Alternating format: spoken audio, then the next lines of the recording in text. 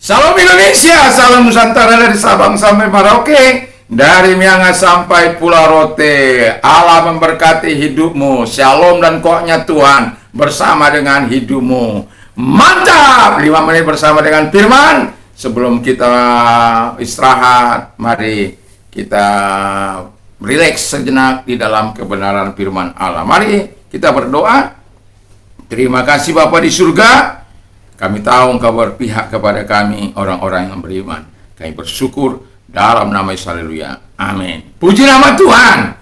Saya akan membacakan 1 Petrus 1 ayat yang kelima, yaitu kamu yang dipelihara dalam kekuatan Allah karena iman, sementara kamu menantikan keselamatan yang telah tersedia untuk dinyatakan pada akhir zaman.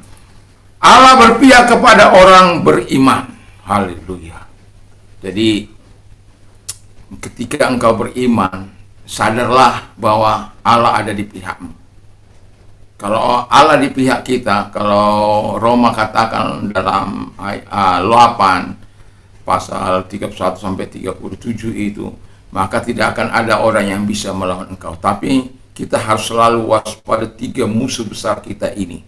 Yang pertama adalah musuh kita setan. Tapi ingatlah, setan datang, setan dikalahkan. Itu harus. Tidak boleh tidak. Karena apa? Saya tadi pagi katakan ada kuasa Allah yang menyertai engkau. Ada kuasa firman yang menyertai engkau. Ada kuasa Roh Kudus yang menyertai engkau. Kalau itu ada dalam hidupmu, maka setan tidak akan berhak tinggal atau menguasai kehidupanmu. Dia tidak akan berhak. Karena kau akan mengalahkan dia dengan kuasa Allah, kuasa firman, kuasa Roh Kudus yang dianugerahkan terhadap kita. Maka banggalah, beriman kepada Allah. Jadikan Allah di pihak kita. Kalau Allah di pihak kita, siapa yang melawan kita? Nggak ada. Tapi setan, dia akan terus berupaya untuk menggoda engkau.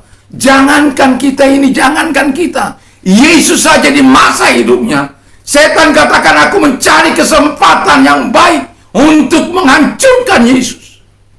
Setan itu mencari kesempatan yang baik untuk mengalahkan Yesus. Apalagi kita ini, mau berlindung pada siapa? Nggak ada. Mau jimat-jimat, nggak ada itu. Opo-opo, nggak ada itu. Sihir, nggak ada itu. Nggak akan bisa mengalahkan setan. Kalaupun setan bisa mengalahkan setan, itu karena hierarkinya yang lebih rendah. Tapi kalau engkau memiliki roh Allah, siapapun setan, jenderal ke apa, si Lucifer sekalipun, engkau mampu kalahkan, karena roh yang ada padamu jauh lebih besar daripada roh-roh yang ada dalam dunia itu, karena Roh Kudus itu dalam hidupmu.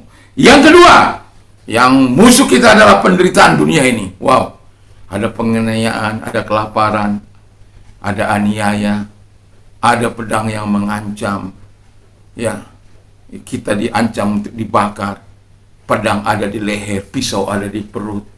Wah, ngeri deh. Tapi karena kita punya Tuhan, kita punya selalu menyadari bahwa Allah berpihak kepada orang beriman. Kita hanya mau pegang iman kita itu saja. Kita tahu bahwa ketika kita beriman, maka Allah akan berpihak kepada orang-orang beriman. Beriman kepada siapa? Allah di dalam Kristus Yesus. Itu yang kita imani. Karena di luar dia tidak akan ada jaminan. Yesus sudah berkata, akulah jalan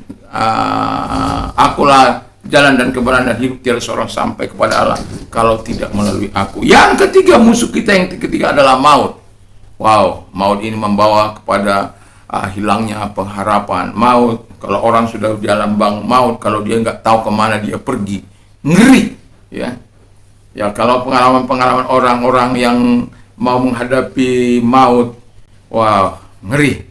Tapi ketika dia sudah mengalami Kristus dalam hidup mereka, mereka akan tahu bahwa kematian itu adalah jembatan emas. Karena Tuhan sudah mengalahkan kuasa maut.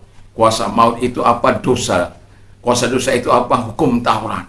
Tapi terpujilah Tuhan yang telah memberikan kemenangan kepada kita oleh Dia, oleh kuasanya yang Dia anugerahkan. Jadi jangan takut kepada maut, karena musuh-musuh itu sudah dihancurkan. Karena dengan Allah berpihak kepada kita, 3 musuh itu kita akan hancurkan. Teruslah bersama dengan Allah. Mari kita tunduk kepala dan kita berdoa. Terima kasih Bapa di surga, karena Engkau berpihak kepada kami, maka kami dapat melakukan segala pekerjaan iblis dan segala manifestasinya. Di dalam nama Yesus kami bersyukur dan berdoa. Haleluya. Amin. Tuhan Yesus memberkati. Selamat beraktivitas. Selamat kita istirahat. Tuhan Yesus memberkatimu. Man